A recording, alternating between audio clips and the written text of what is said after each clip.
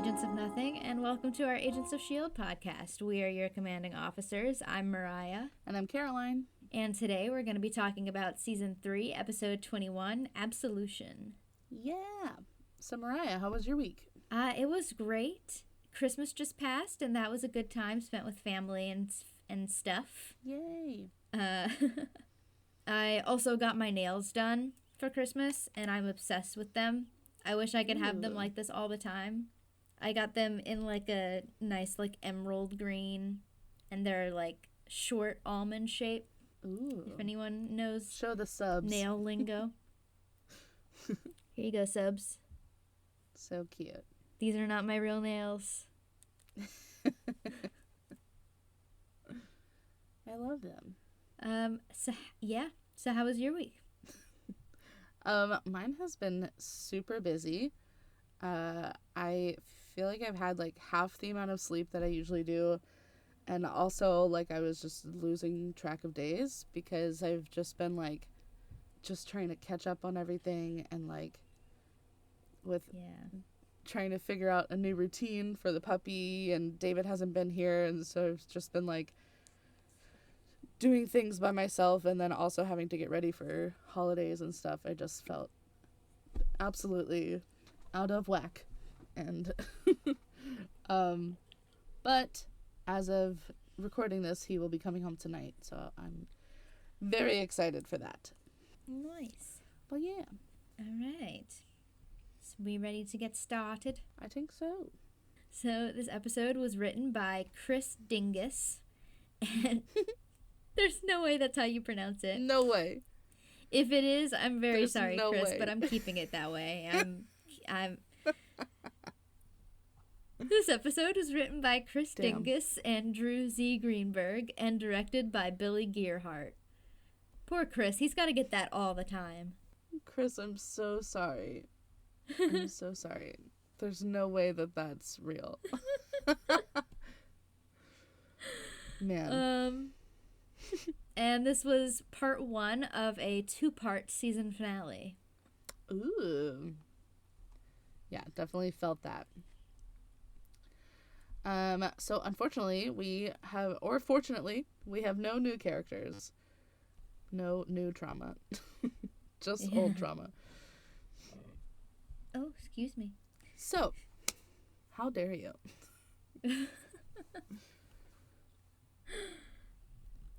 So we begin with Daisy waking up from a bad dream where she and Coulson are the only team members left alive in a survival pod in a desolate version of Earth that looks just like the planet that Hive came from. And I don't...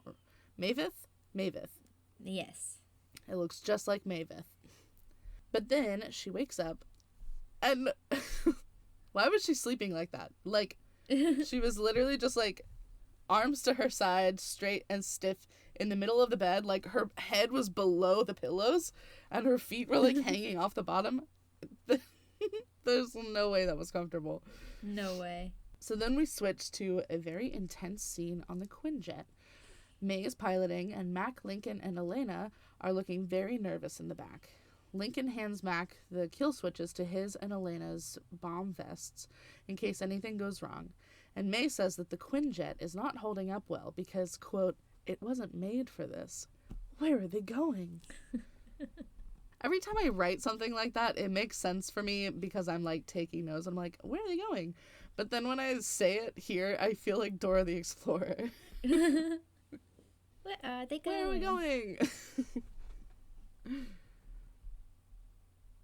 Anyway, so Simmons visits Daisy in her isolation pod, although she stays on her own side of the glass. Simmons has come to try and jog more memories out of Daisy about Hive and their plans. Daisy continues to wallow, realizing that Simmons is the only one who ever comes to see her, because Simmons is the only person that Daisy didn't personally hurt during her time with Hive. Simmons ignores Daisy's self-pity and tries to keep it all business.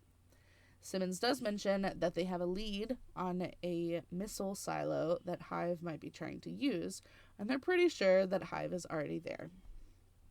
And they're right. Hive and their posse are confident that they will be able to see anyone who flies near the island that the silo is on. This scene, the first thing that I noticed was that guy. You know, the telekinetic one. I forgot about him. I didn't realize he was still alive. Yeah, I forgot about him too. I did have to Google his name.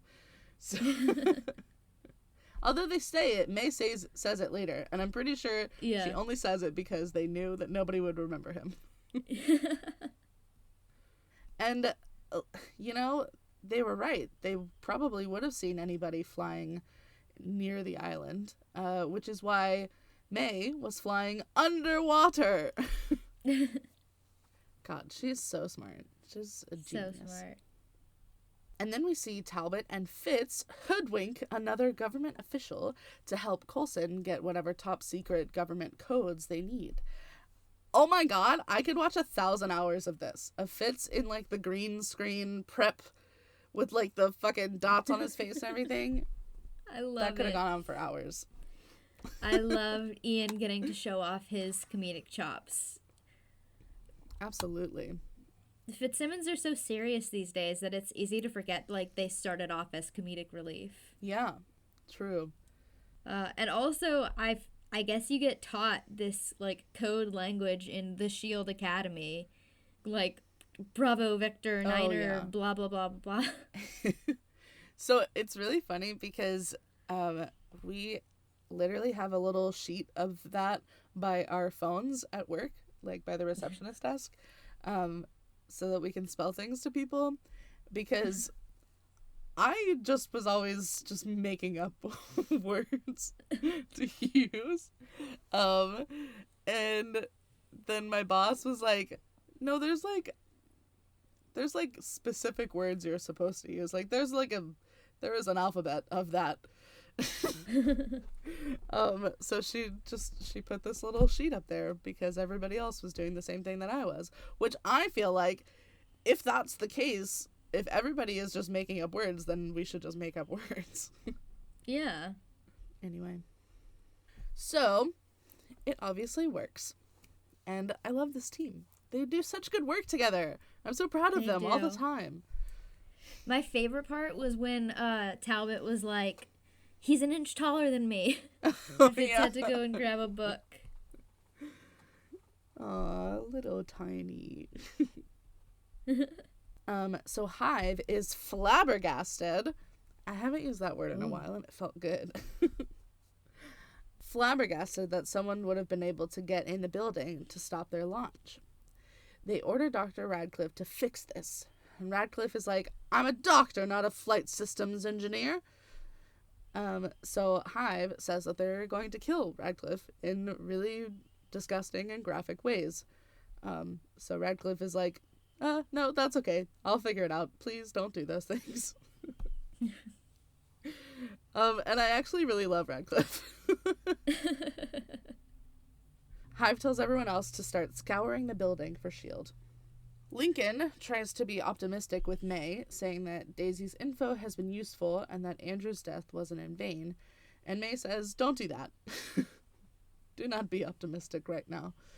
And then they realize that they are fully on camera, so they have to split up and hurry to the next part of their mission. God damn it, Lincoln. Oh, Lincoln. Stinking Lincoln. He just, like, casually walks out and looks up. And, oh, there's a security camera.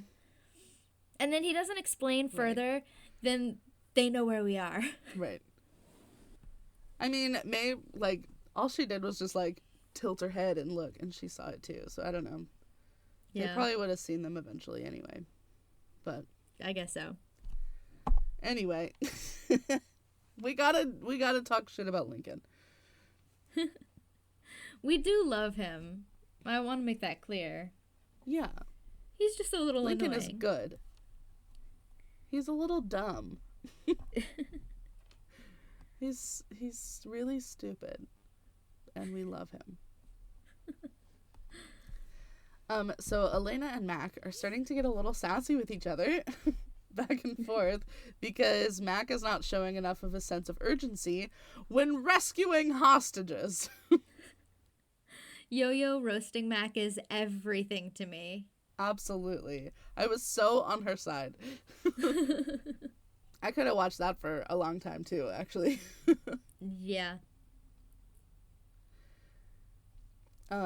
Mac then tries to give Elena her cross necklace back because he says, "You need it more than me." And Elena is horrified. Who would return such a gift? Which is true. That's so rude. Truly. She gave you this, like, very important, like, token, and you're just like, I don't know, you need it. That's fucked up, Mac. Not okay. How dare. And then they give us a very long close-up shot of his hand returning the cross to his pocket. And oh fuck, I'm remembering that dream vision thing now with the cross necklace floating in space. Oh fuck. You will feel the anxiety I felt next episode. No!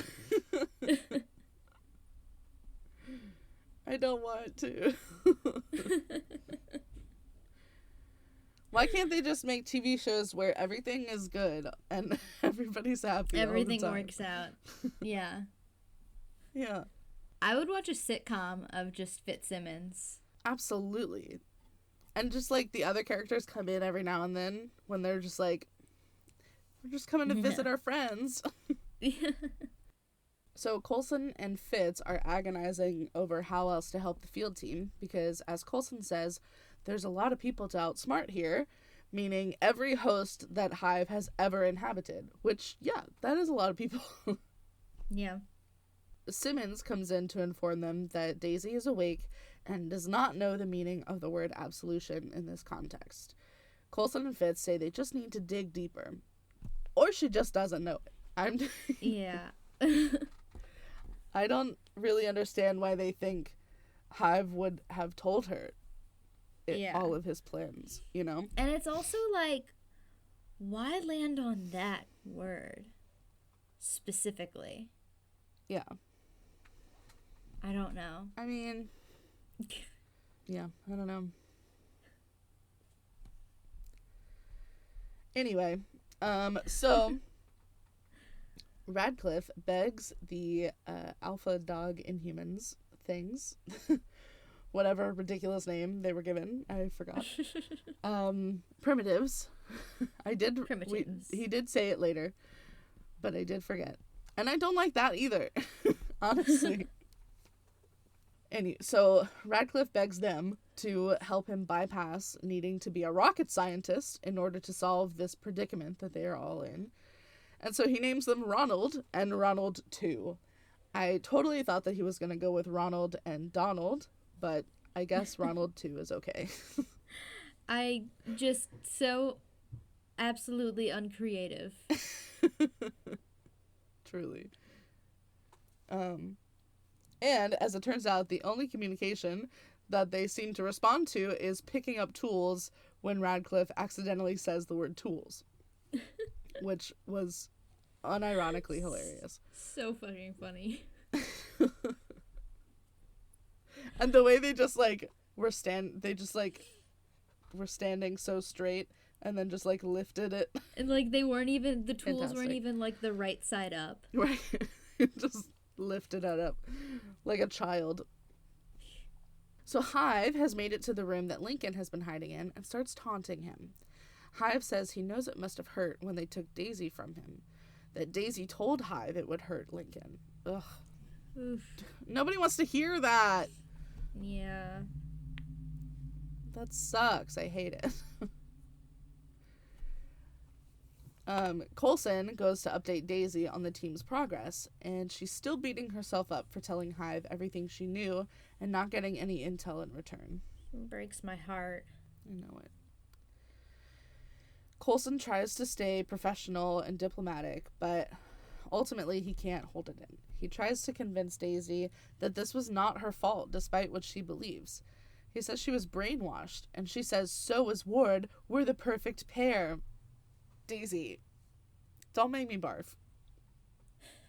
Also, this is different brainwashing. Yeah, it's a little different. This is really not the same thing. Hive continues taunting Lincoln, saying that while Daisy loved him, Hive could give her the one thing that Lincoln never could. Ew. The happiness that comes with belonging. And like, bro, what the fuck are you talking about? Like, what?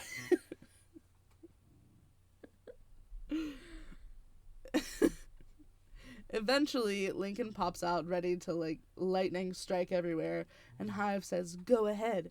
I can just find a new host, basically. Maybe even someone in S.H.I.E.L.D.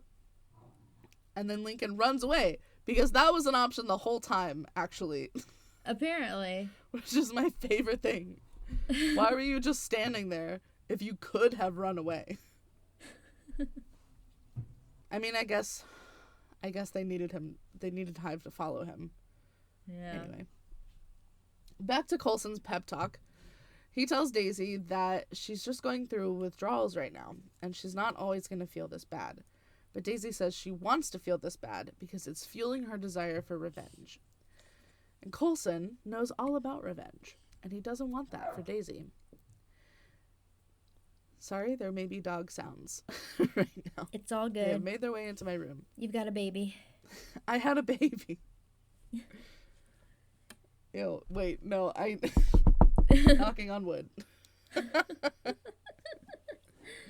Coulson knows all about revenge, and he does not want that for Daisy. Daisy tells him to get the memory machine out if you haven't already, and force her to keep all of her sins right at the forefront of her mind at all times. Coulson says they've already gotten the memory machine out of storage, but not for her. Mm. Oh, they were going to use it on Hive. Okay. Straight over my head. Lincoln makes it to Mac and Elena with Hive right on his heels. Elena quickly finishes what Mac was working so slowly on. Why the fuck was Mac working on it if Elena could have done it that fast to begin with? And then Lincoln uses their new gadget to start to fry Hive's brain a little bit, which nice. Love that. The three of them run away to try and save the hostages while Hive struggles to come back to reality. They keep acting out the memories of their hosts, including Ward and Will. When James and Guerra, that's his name, try to come to Hive's rescue, they are more than a little freaked out. I had to look up. So James said, like, is it just me or is the boss a little gonzo? And I had to look up if gonzo was an Australian slang term because the only gonzo I know is from the Muppets. And I'm not sure if it's specifically Australian slang, but it basically means crazy. I feel like that makes sense. It's like the word gone. Like your mind is gone. It's gonzo. Like dunzo. Yeah. You know. I like it though. I also like him just calling him a Muppet. Yeah. Anyway, so May finds Radcliffe and the Gremlins. I do prefer the Gremlins. I feel like gremlin is a good word for them. Yeah. So they find them, and the fight ensues, obviously. Elena finds the hostages and quickly has them follow her without any introductions at all. And they followed her. Hive is definitely getting stuck in Ward's memories, eventually telling James and Guerra to disconnect the warhead, and then they get lost in one particular memory, the one where Ward got ordered to cross off the S.H.I.E.L.D. team, including Fitzsimmons. And I swear to God, if I have to watch this happen again, I am going to scream. I'm gonna be gonzo. Oh, Brett Dalton just absolutely killing it in this scene, playing multiple different characters at once. Oh my God. Yes. Fantastic. Where's his Emmy? I know. So good. May, of course, wins her fight against all three goblins, and Radcliffe begs her to take him back to S.H.I.E.L.D. with her. But just then, the ceiling opens, and Guerra is taking the warhead. May and Radcliffe meet back up with Lincoln, Mac, and Elena, who are leading the dozens of hostages back to their very tiny Quinjet. That was truly so many hostages. And I'm pretty sure they only have like 8 chairs on the Quinjet. I know, everyone's gonna have to hold on. And then they had the fucking... Anyway, we'll talk about it later. So Hive then shows up behind them, just as they planned. And so they catch him. They catch him in a box of honey-colored molasses. And I guess it was the gel matrix shit, but I forgot that existed. It's okay, it's been 3 months. Yeah. And only Radcliffe seems to have an appropriate reaction to this. Anyway, so back on the base, Talbot congratulates Coulson for a job well done so far. They will work together to find the warhead and reverse the infection and fix the primitives. And Radcliffe tells them that the primitives are irreversible, actually. But Talbot doesn't accept that. Radcliffe and Talbot interacting is everything to me. So funny. So funny. Literally, there were so many parts of this episode that I was like, I could just watch this on repeat. Yes. The same 30 seconds. So Fitzsimmons are off to work with Radcliffe on a cure to everything. Coulson congratulates Lincoln and offers him a full-time spot as a SHIELD agent. But Lincoln ultimately declines. He says he doesn't actually want to be an agent. And that's true. He never did. He was only in it for Daisy, and it's been made clear that Daisy neither wants nor needs Lincoln or anything that he has to offer. And honestly, we love a self-aware man. Mac is shocked because he didn't realize that people were allowed to say no to SHIELD. Literally the look on his face when Lincoln was like, I think I'm going to decline. And he was like, you're what? Excuse me? Coulson says, you're making a mistake. You have a real future here. Which is an absolute lie. Nobody at SHIELD has a future. You have a present and nothing else. You can't plan for anything working for SHIELD. There is no 401k for secret agents. You technically don't exist. You literally only exist within SHIELD and nowhere else. And yeah, and you better not let anybody find out about you. And then against Coulson's wishes, Mac immediately goes to tell Daisy that they caught Hive. Daisy is less than enthused, however. Mac tells her that he forgives her for what she did to him. And then he forces her into a hug that she doesn't think she deserves. And it's a very emotional moment. And I understand that Daisy needed to be shown this affection that she never would have accepted. And also, like, the forcing her into a hug was uncomfortable a little bit for me. Yeah, I can see that. But this scene is one of the most memorable moments in the show for me. Yeah. It was definitely moving, for sure. While Fitz is wallowing in all the work they're going to have to do to reverse what Radcliffe created, Simmons is planning a trip for 2 to the Seychelles Island. Fitz says, that's very unlike you. We both know I'm the romantic one. And then Simmons says she's going to do something on that island that will take his breath away. And it works until she reveals that it's snorkeling. I love seeing Fitz squirm. So good. But just then, Fitz gets called away to check on the gel matrix that Hive is in and to determine if it's safe to bring into the base. And as he grabs his jacket, he finds Mac's cross necklace, assumes it's Elena's, and then puts it in his pocket. Oh, fuck. Uh-oh. God damn it. Every time they show a pocket in the show. Fuck. Mac and Daisy continue their heart-to-heart about how it felt to be under Hive's control. Daisy says Hive is the devil, or the closest that anyone will ever come to meeting the devil. And it's like they're best friends again, and I'm really happy that they finally got to talk. Fitz confirms that the gel matrix looks strong enough to bring into the base, but the hangar doors are still broken somehow, which feels ominous. And also, there's a suspicious pile of boxes that I do not trust. And as it turns out, the suspicious pile of boxes was sent from Absolution, Montana. Why Montana? I don't know. Is that where that's where James lived. So yeah, I guess so. And it turns poor O'Brien into a gremlin primitive. What would you do if you saw one of those primitives running towards you? Literally shoot myself. I'm taking myself out first. I would literally shit myself. My fight or flight response is usually freeze. Yeah. Yeah, I probably wouldn't move fast enough. Either way, we're both dead immediately. Yeah.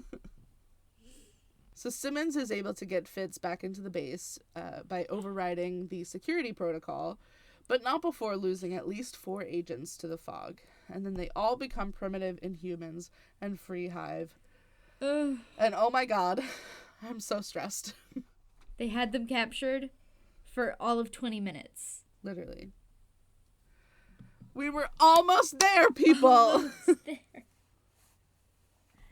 If you had just checked where the goddamn packages had come from. I know, for people who were so only accept packages from Absolution. senders that you know. Fortunately, Hive cannot get into the base, so you would think it's not an immediate threat, except that Daisy telling Hive everything about S.H.I.E.L.D. included that the Zephyr can do very high altitude flights. This means Hive has their delivery method for their dust now. God damn it. Uh-oh. And while the rest of S.H.I.E.L.D. is chasing their tails trying to figure out their next move, Daisy hacks her way out of her pod. I love that she could have done this the whole time. She's punishing herself. There's literally no capturing this woman.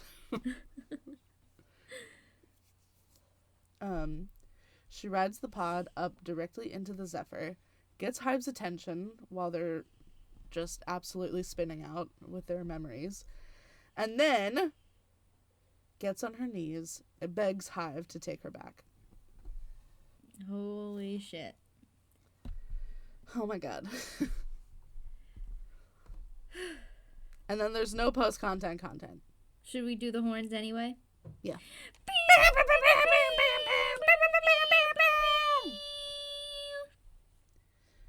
Anyway. Okay. Overall thoughts? I really had to take a moment after her, like, begging them to take her back. This whole arc of, like the parallels to an abusive or toxic relationship has been so hard to watch, but so incredibly well done. Yeah. Man, it has just been getting straight to the heart. For sure. What about you? I wanted to note that this episode is the beginning of the nickname Turtle Man that Yo-Yo has for Mac. I love it. Which, yes. And then also, Guerra is still alive. Literally came out of nowhere. Like, I really thought we killed that guy. Damn. Well, that concludes our episode on Season 3, Episode 21, Absolution. Hell yeah. Next time, we'll be covering Season 3, Episode 22, Ascension, so stay tuned for that. Okay, bye. Bye, love you.